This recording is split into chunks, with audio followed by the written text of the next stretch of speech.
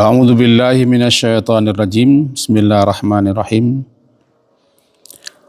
Wa qur rabbi a'udzu bika min hamazatis syayatin. Wa a'udzu bika rabbi ay yahdurun.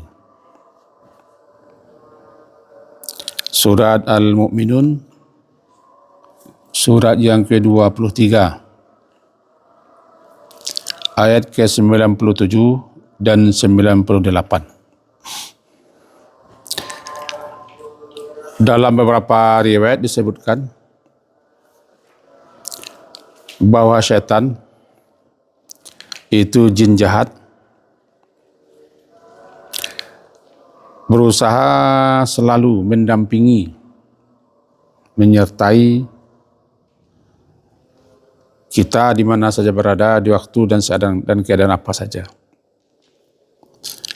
Sampai-sampai dia mendampingi kita ketika makan, ketika tidur, juga ketika kita masuk rumah. Syaitan tidak ada satupun yang baik. Tapi jin ada yang muslim, ada yang beriman sama dengan kita, ada pula yang taat. Nah, jin-jin yang jahat, jin-jin bangkang yang menentang disebut dengan syaitan. Sama dengan halnya manusia. Manusia-manusia jahat, manusia-manusia sombong, angkuh, menentang, ingkar, dan suka memperdaya, menipu, menggoda manusia, dinamai juga syaitan. Berarti syaitan itu ada dua. Pertama, syaitan dari kalangan jin. Yang kedua, syaitan daripada kalangan manusia. Kalau syaitan golongan jin, dia membisik-bisikkan ke dalam hati kita, yang disebut dengan was-was. Iwaswisu fi sudurin nas. Dan dia berada di dada kita. Sementara syaitan-syaitan yang dari jenis golongan manusia, dia melancarkan godaannya, rayuannya, bujukannya, dan penyisatannya lewat telinga. Tapi ujungnya keduanya ke hati. Syaitan yang jinnya di dada, hati juga di dada. Kalau syaitan datang dari luar, dari telinga masuk ke hati. Jadi sasarannya hati. Sasarannya bukan wajah, bukan muka, bukan badan, bukan kaki, bukan kepala, hati sasarannya. Karena hati itulah yang menjadi raja, penguasa yang mengendalikan anggota-anggota badan kita. Itu satu. Yang kedua, kalau kita telusuri makna bahasanya, salah satu daripada pengertian syaitan itu yaitu syatana.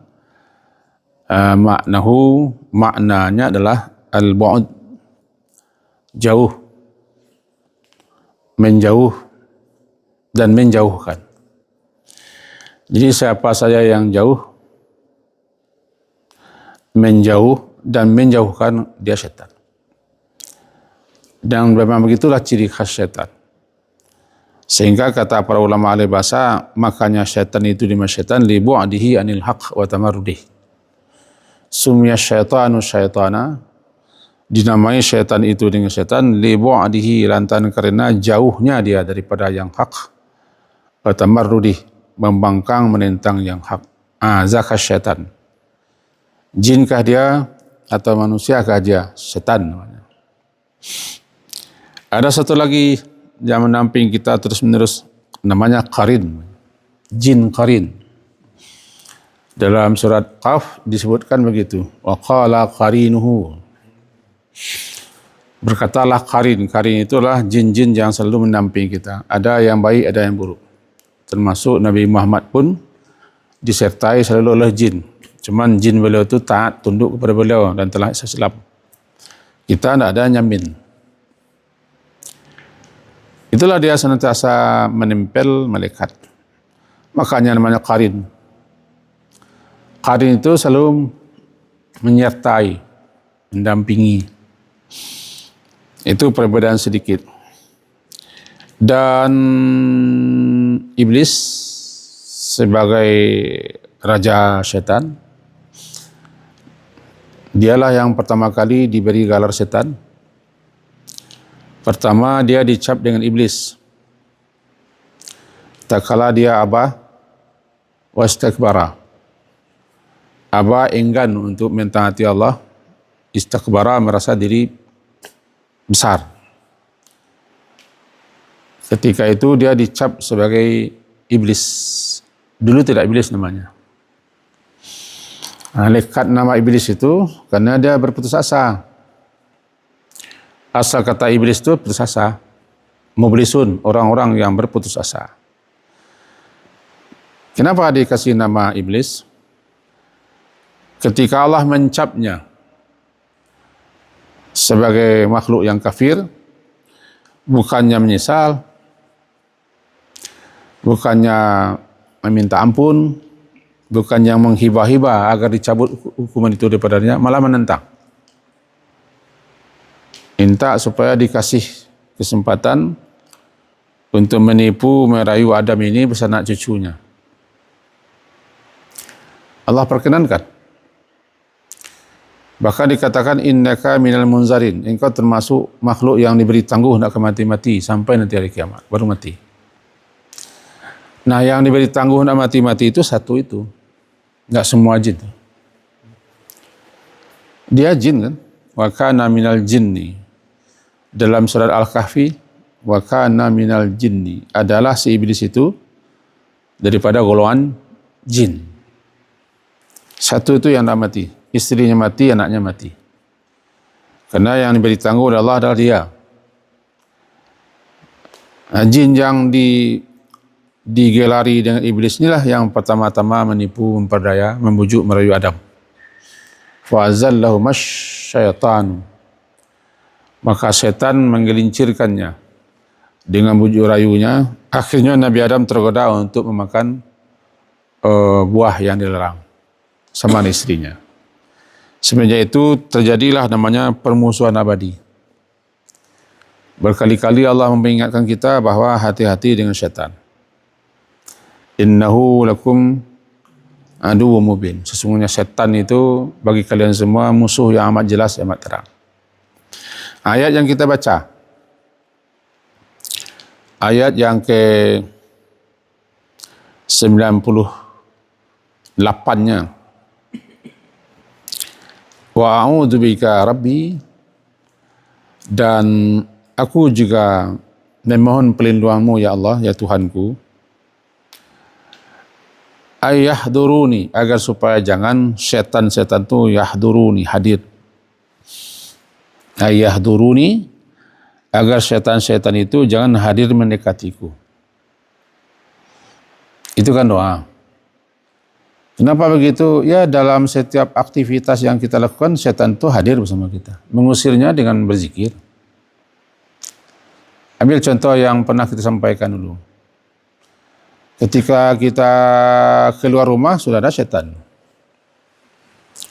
Makanya ketika kita keluar rumah membaca Bismillahi tawakkaltu Allah la haula wala quwata illa billah, syaitan menyingkir, tanaha anu syaitan. Syaitan menyingkir. Berarti syaitan semenjak keluar rumah dia berusaha.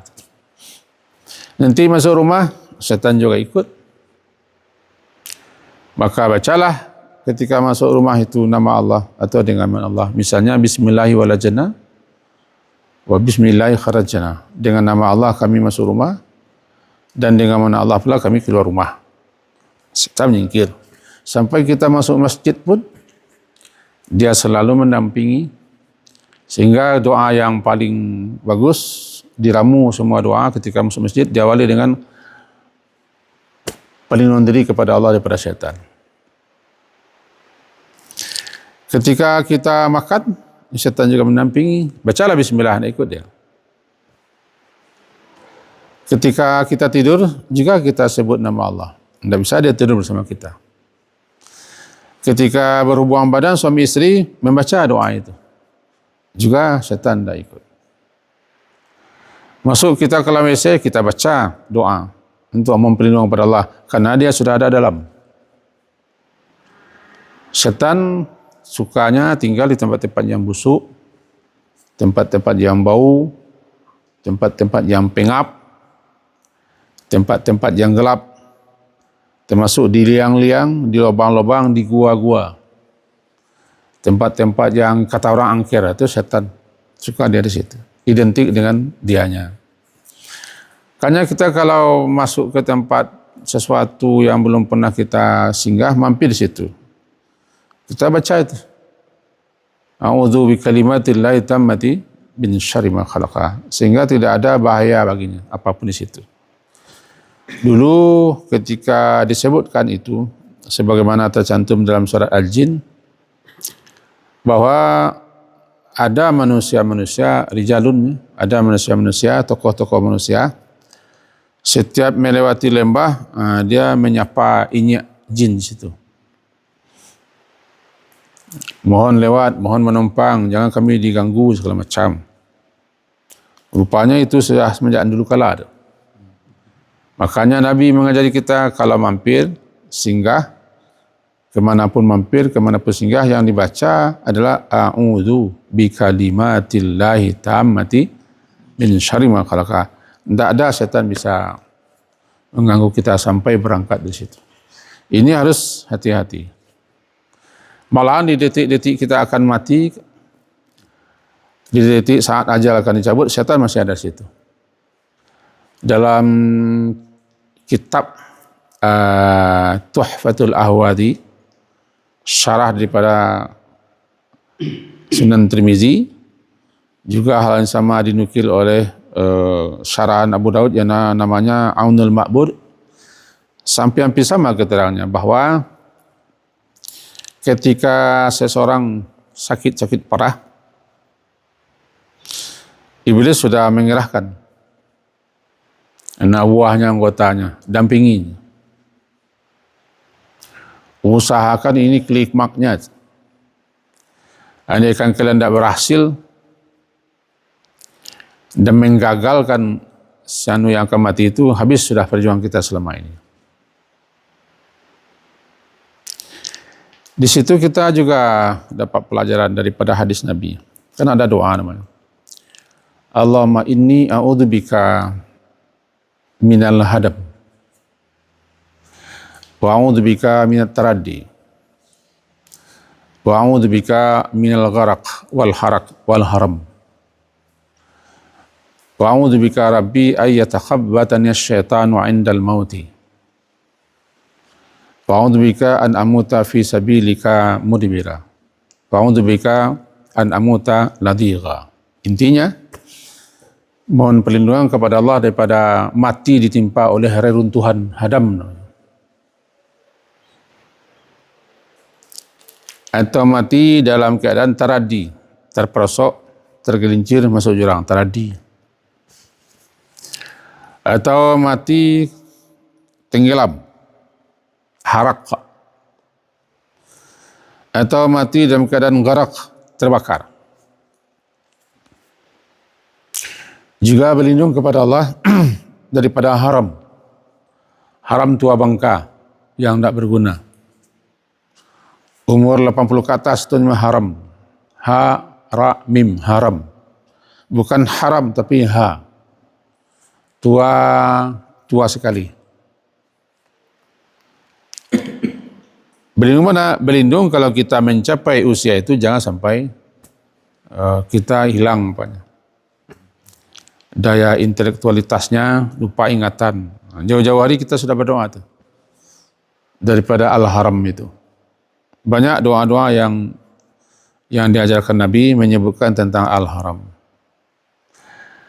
Jadi kenapa syaitan hadir ketika kita akan wafat begini?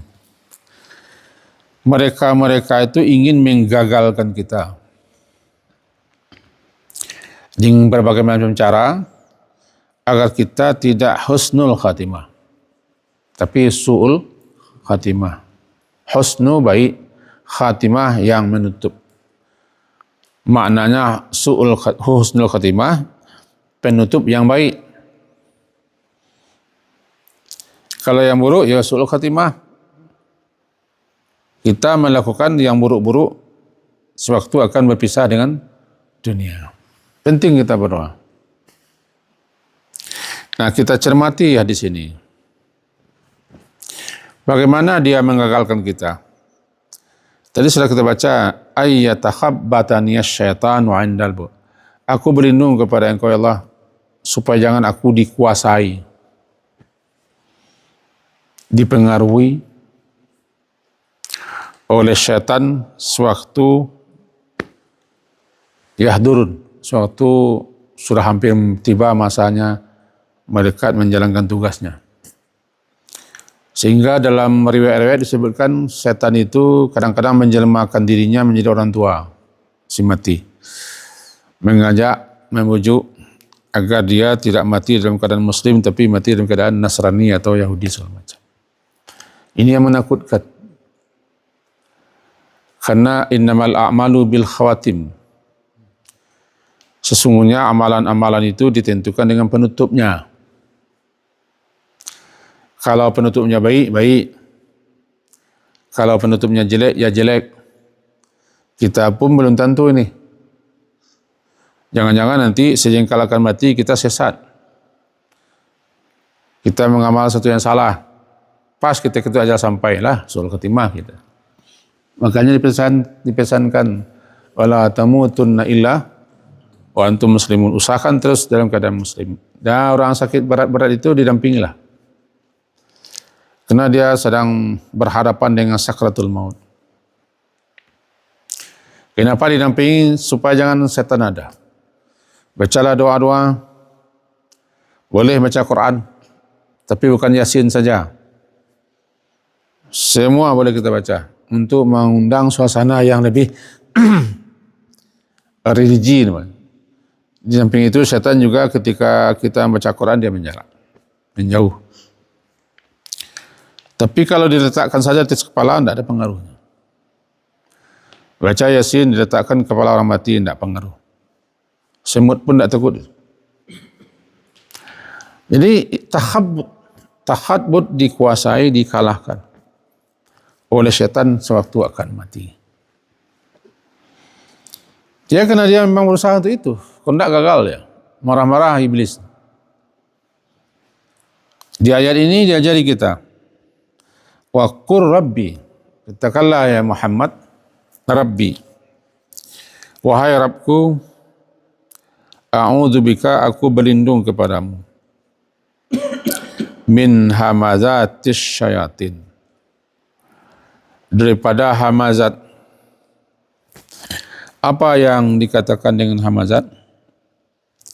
Bisikan-bisikan, rayuan-rayuan, godaan-godakan, bujukan-bujukan. Asal katanya dorongan. Hamazat, hamzah itu dorongan. Kata beliau pakar bahasa, maka bernama dia alif itu pakai sedikit hamzah. Sebab mengeluarkannya dari dalam huruf halaq. Didorong keluar huruf itu. Nah, salah satu huruf itu namanya hamzah. Hamzah mendorong. A.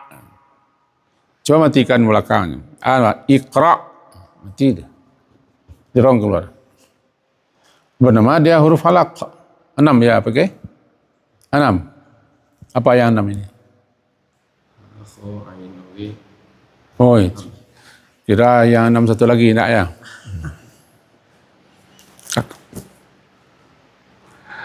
Ini secara bahasa arti hamazah itu mendorong. Mendorong di muka di belakang.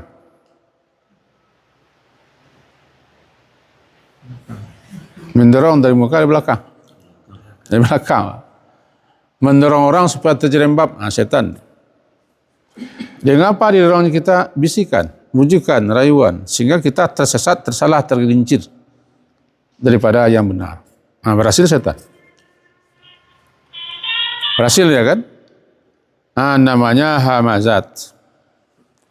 Bisikan-bisikan, rayuan-rayuan mendorong orang untuk berbuat yang buruk, berbuat yang tidak benar. Ada yang terbujuk, terayu, tergoda. Manusia-manusia. Berarti orang ini sudah dibisiki oleh syaitan agar dia berperilaku seperti itu. Makanya kita doa, a'udzubika min hamazat, dari dorongan-dorongan berupa bisikan-bisikan, rayuan-rayuan, godaan-godaan kepada manusia, kepada kita yang ditimbulkan oleh syaitan, syayatin, hamazati syayatin. Wa a'udzubika rabbi, dan aku juga berlindung kepadamu wahai Rabbku, ayyahdurun, agar supaya mereka jangan hadir, mendekat kepadaku. Ayyahduruni, ani itu aku, supaya jangan mereka mendekat, hadir. Lebih-lebih ketika aku sedang melaksanakan ibadah dan segala macam. Duruni. Makanya ketika kita akan baca Quran, dibaca a'udzubillahi minasyaitonir rajim. Karena syaitan paling tidak mau, paling tidak suka kalau kita membaca ayat, apalagi memahaminya. Tidak ada satu pun bacaan apapun yang akan kita baca yang diperintah kita untuk memulainya dengan auzubillah, kecuali baca Quran. Berarti sesuatu indikasi kalau ada orang macam auzubillah, tandanya Quran yang akan dibacanya. Berbeda dengan hadis, membaca hadis Nabi cukup dengan bismillah. Tapi kalau baca Quran, auzubillahnya ditekankan.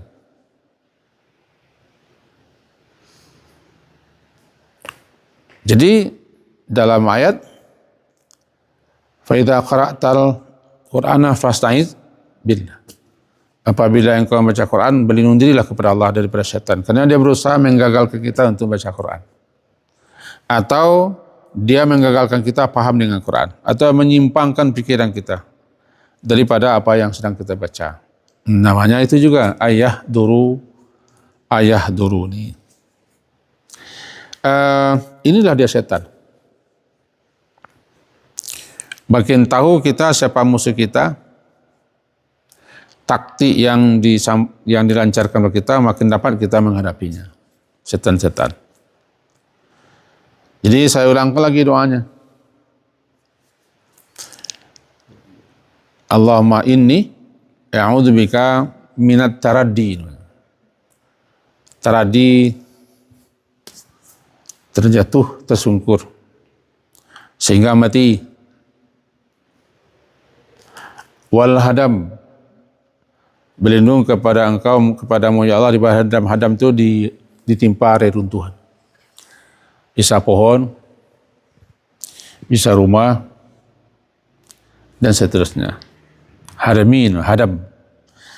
Aku juga berlindung kepada engkau ya Allah daripada garak, terbakar, mati terpanggang. Wal harak, mati, garak mati tenggelam, harak mati kebakar terbalik. Garak terendam, termasuk hanyut kena gelodo sehingga tak ketemu lagi. Atau harak, kebakar. Baru kemudian disusul dengan haram, usia nyanyuk, dimulai semenjak 80 ke atas. Setelah itu ada orang yang arzalil umur, ada yang tidak. Tidak semua orang yang tua nyanyuk, tua renta itu dia pikun. Tidak. Sakit ya. Yang pikun itu kan tidak dapat lagi menguasai ingatan. Sering lupa, sering nyinyir. Kelakuannya sudah seperti anak-anak. Wa man nu'ammirhu nunakkishu fil khalq. Siapa yang kami panjangkan umurnya, kami kembalikan lagi ke kejadian kepada khalaq dalam penciptaannya seperti anak-anak dan bayi-bayi kecil. Bedanya kalau anak-anak menangis, kita suka memangkunya. Kita sering membujuknya. Tapi kalau orang tua yang pikun, jarang orang yang mau membujuknya karena tua. Di mana orang tidak suka lagi dengan dia. Kalau anak kecil nyinyir, suka orang. Anak kecil main entak-entak, guling-guling, mau orang membujuknya. Tapi orang tua tidak. Maka berlindunglah kepada Allah daripada usia itu. Sampai kita meninggal. Apabila orang gagal membaca kalimat tauhid sewaktu akan meninggal, gagal. Makanya kita dampingi orang tua-tua yang meninggal, dampingi. Karena ada isyarat-isyarat. Hawanya pun sudah dingin kan. Suasananya dingin. Nah, ketika itu jangan beranjak meninggalkan orang tua yang sakit. Bisikkan ke telinganya atau ingatkan dia. Kalau dia mau ingat, bisikkan ke telinganya. Namanya talqin. Gagal, berhasil setan. Nah, menyimak ayat yang kita baca sebentar ini, bahwa ada nanti namanya hamazat, wujudan, rayuan, godaan. Yang kedua, setan berusaha untuk selalu mendampingi, menyertai kita.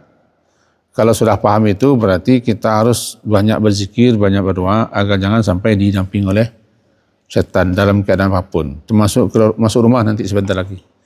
Minimal kita baca masuk rumah tu bismillahirrahmanirrahim. Wuluj masuk. Wa bismillahi kharajana. Dengan nama Allah pula kami keluar rumah. Kalau tidak bisa, aja bismillah. Tidak bisa juga, silakan masuk setan. Tidak bisa juga kan? Silakan masuk. Tidak pandai baca. Apakah aman kita dari setan? Tidak.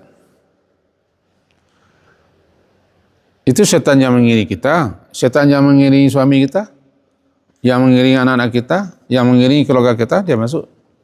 Berarti kepada setiap penghuni rumah, ajari kalimat Bismillahirrahmanirrahim. Kalau dari awal kita baca Allahumma inni a'udzubika. Ya Allah, aku berlindung dengannya. Saja. As'aluka khairal maulid wa khairal marat. Allahumma inni as'aluka khairal maulid. Sebaik-baik tempat masuk. Aku berlindung kepadamu ya Allah. Aku bukan berlindung ya. Dengan nama Allah terbalik. Dengan nama Allah aku masuk rumah. Dengan nama Allah aku keluar rumah.